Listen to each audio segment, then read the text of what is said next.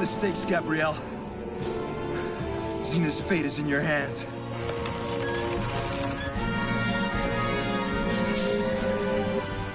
We knew at the end of the third season that Gabrielle was going to sacrifice herself to try and finally kill Hope, her daughter, once and for all. A lot of stuff to tell there at the end. We knew where we wanted to get with that episode. We wanted to leave a question mark to bring the fans back for the next season. I was going to work on a story in the next season, and I already knew. I'd just gotten this image in my head of Xena coming home to Gabrielle's home and seeing Gabrielle's parents sitting there with Gabrielle, but it wasn't Gabrielle, it was Hope. And that was sort of the seed of what became Family Affair, a story I did with Chris Mannheim. So we wanted to start to bring full circle the idea of the Twilight of the Gods. I'm all misty-eyed. We wanted to bring more out about Ares. I don't. We wanted to facilitate the end of the world. But in the course of Sacrifice, the notion of Hope and Ares sleeping together and there being the demon spawn, this horrible, monstrous child of that relationship, which I had no idea was going to be a part of this other story. So it was very serendipitous that we ended up developing this story in a way that then became the whole second part of, an episode that was just percolating at that point.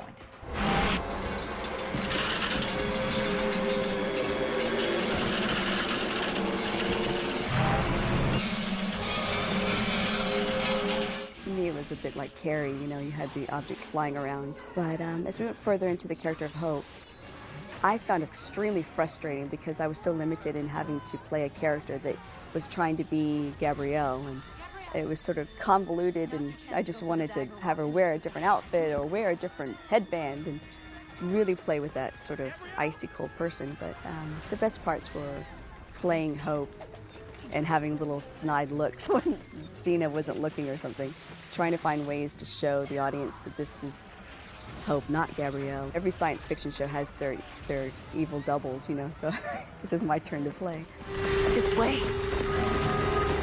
I'm right behind you. Hope was so incredibly manipulative.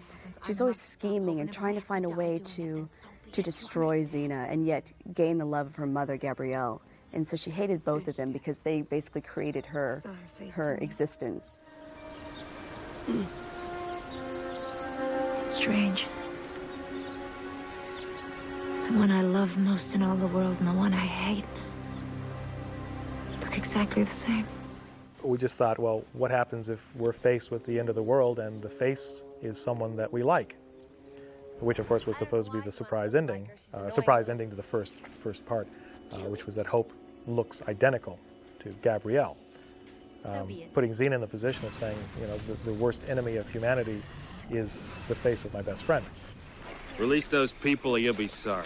Who are you? Joxer the Mighty. Never heard of you. Step aside. In that episode, I have a very small part.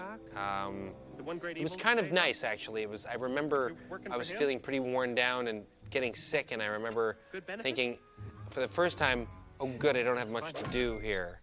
Not because I'm a lazy guy. On the contrary, I love to work hard, but I remember getting sick and thinking I was glad that I didn't have much to do. I remember going on the set. I hadn't worked for 4 days. I got on the set and do the scene. Xena here, I throw the knife and cut.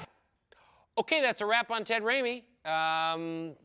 Thank you very much. Okay, that's it. Then I went home. It was the easiest TV filming I ever had in my life.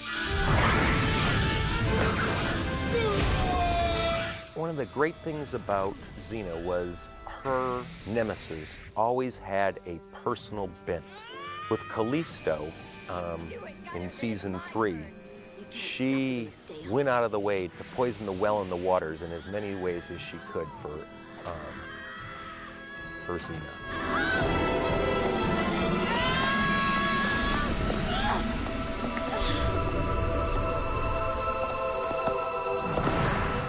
Everyone was surprised when Gabrielle threw herself into the pit. Callisto was delighted by that, knowing that Xena would suffer.